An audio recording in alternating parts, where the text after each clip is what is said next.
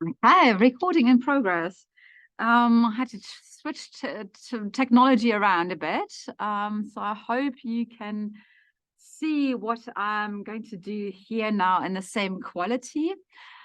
All right, so we're looking at first order processes. And we know that first order processes are very common because we have many processes that can be described with a first order differential equation. And a first order differential equation for the mathematician looks like that. A1 dy over dt plus A0 y equals to B0 u. So we will get a differential equation that will fit into this format of a first order differential equation. Now, we don't particularly like that formulation as much as we like another one, and that is tau times dy over dt plus y equals to kp u. And I would like you to take some time to look at the different forms. Do you notice something? You may notice that in this first form, we have three parameters, A1, A0, and B2. And in the second form, we only have two, and that is tau and Kp. Why? Is the one more generic than the other? Well, we can try and express tau and Kp as a function of A1, A0, and B0, and we'll see it's exactly the same form. Actually, we have one parameter too many. Okay, so try and express tau as a function of those parameters and Kp as a function of those parameters by yourself, and pause the video. Okay, that's the longest pause I could do. I hope you pressed pause, and if you had a longer pause. How do we do that? Well, we divide this equation by A0 because we notice that here in the second form, we have a 1 in front of the y. So we have to divide this by A0 to get the same form. And then we get the following equation, A1 divided by y0 dy over dt plus A0 divided by A0 is 1. So y of t equals to B0 divided by A0 u of t. Okay, and now we can simply compare the coefficients, and we see that this first coefficient tau is nothing but A1 divided by A0, and the second coefficient Kp is nothing but B0 divided by A0. So it's that simple. Okay, so the two equations are the same, they're identical, but we prefer the second one as the differential equation for our first order process. And now the most important description is this equation, and we can't visualize this very well. So what do? We are going to look at the step response of such a process. So we're going to take this generic form and we're going to put u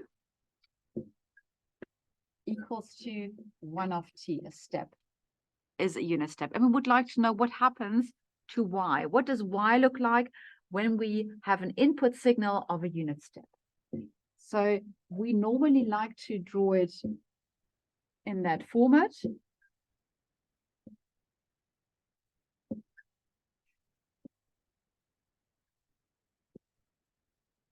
So we have B here and there. We have an input signal and we draw the output signal. The input signal is our unit step. So we go from 0 to 1 at time t equals to 0. And now we would like to figure out what is this curve going to be. And you may know this because we've sort of covered this already, but maybe you don't, and we're going to calculate it ourselves, doing exactly the way with the Laplace transform. So this is our starting point, our differential equation. We do the Laplace transform of this differential equation, and we use the property that the Laplace transform of a differential equals to s times the function. So this equation here, let's write it right up here, results in tau times s y of s plus y of s equals to kp times u of s. Hi, so that is the same thing as the differential equation, but what we would like to know is we now would like to solve it for y, and we can easily do that in the Laplace domain because we have now tau s plus 1. We are factorizing y of s out, and we get the right-hand side unchanged.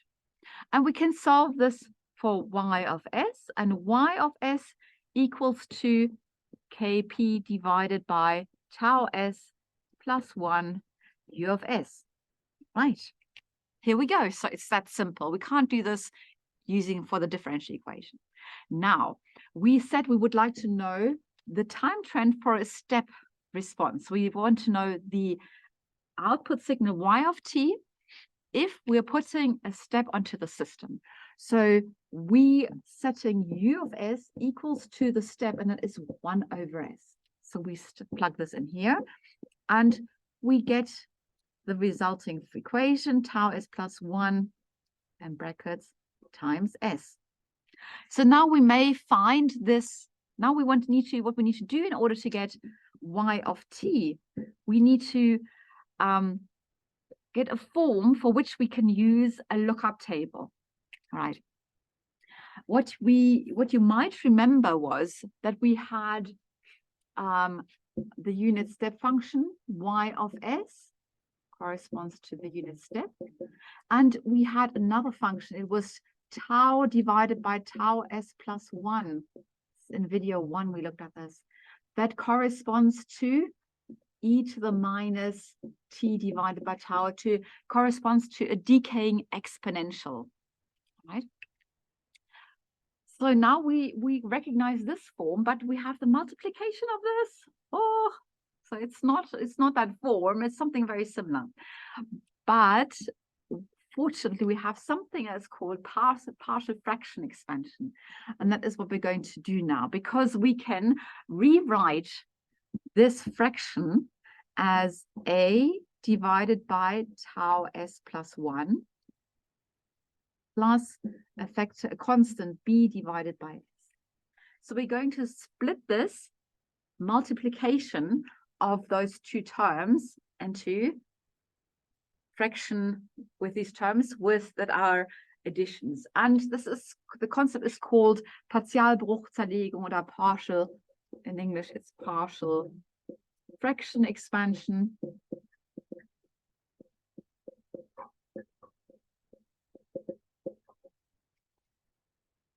And we only need to figure out what is A and what is B. And the procedure to do that is that we multiply this side of the equation and this side of the equation times the common denominator. And the common denominator, der Hauptnenner, the common denominator is tau s plus 1 times s. All right. So if we multiply this side here, we get kp divided by the common denominator times the common denominator is simply kp. Kp equals to a divided by tau s plus 1 times the common denominator is a times s plus b times tau s plus 1. Okay.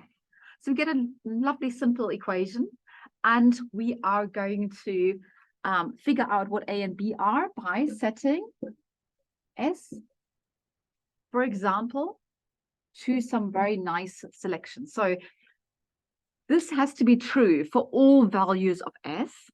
Okay, so we can just simply take any two values of S and get two equations for A and B that we can solve, or we can do the clever way and get a good value for S, and we're going to choose S equals to 0 because that is the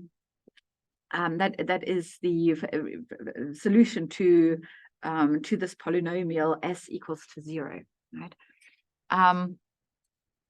So if we set this S1 equals to 0, we're getting KP equals to A times 0 is 0. So that's the nice bit. Plus B times tau times 0 plus 1 is simply B. So we already figured out what B is. In order to figure out what A is, we're setting this to the value that makes this equation go to 0. So tau S plus 1 should be 0. Yeah, this goes to 0 if S2 equals to minus 1 over tau. So if S is minus 1 over tau, we get tau times minus 1 over tau is minus 1 plus 1 is 0. Okay, so we put that in, we're getting KP equals to A times minus 1 over tau. And we solve this for A equals to minus tau times KP. All right, so we already sorted A and B out, and now we stick it back into this equation. Y of S equals to A is minus tau times KP divided by tau S plus 1 plus B was KP divided by S. Right, and that looks very nice because we can compare it with this lookup table. It's not really a table, it's just two entries from the table. But we can compare it with these signals, and we're going to write it slightly differently. We're going to factorize KP out, and we're going to put the positive first. So it's 1 over S minus tau divided by tau S plus 1. Right? And now we can do the inverse Laplace transform. I just have to point out, actually, this is not e to the minus t divided by tau, but we have to multiply this with the step function here as well, because the step function simply means it's 0 before times 0. If we wouldn't do this, we would have a function that looked like that, would carry on before 0. So our function actually looks like this: 0, and then at time equals to 0, it becomes a decaying exponential. So this is why we have the step function here as a multiplication. And if we now do the inverse Laplace transform, we simply get KP 1 minus e to the minus t divided by tau times the step function. Okay. So this is the inverse Laplace transform we're applying at this point. And that means we're getting our output signal y of t equals to KP 1 minus, sorry, can't read that too well. Let me just do this in orange. Maybe it's a bit better. Minus t divided by tau times the step function. And this is y of t. Okay, so this is what we call the step response. This is the unit step response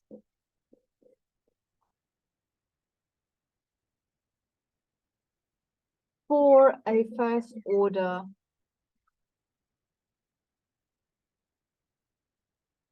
process. Now we have a system that is defined by this differential equation. We stick in we're sticking a step here. We observe the output. Okay, let me draw this for you as well. So what happens? Nothing happens before t equals to 0. So it's 0. This gives us our unit step here, says, well, it's nothing before we start. And then what happens?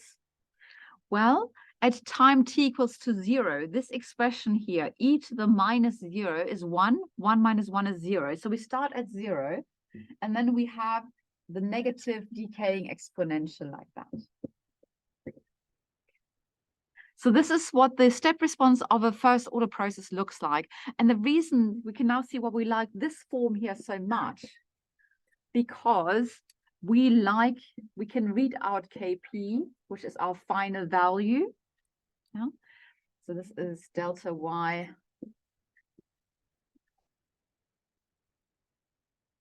divided by delta u.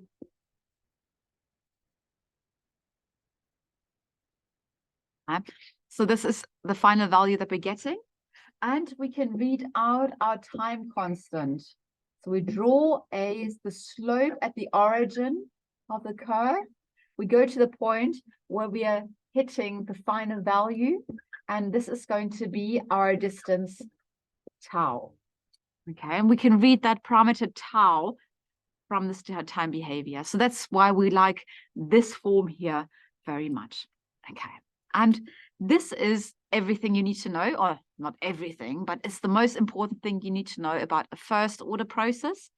Do the differential equation, the transfer function up here, and the step response here as a mathematical equation, and here as the sketch in as a time drawing for the step response of first order process. Okay, now you could think, well, you may think, say, a first order process is if I have a first order differential equation. Okay, so first order process, I understand that because it's always a first order differential equation. I only have the dy over dt. I don't have the second derivative. I only have the first derivative. Okay, it's not quite like that. A first order process is exactly in that form, because in the next video, I'll show you what happens if the factor here in front of the y equals to 0, it's no longer a first order process, it becomes an integrating process. And that we'll do in the next video.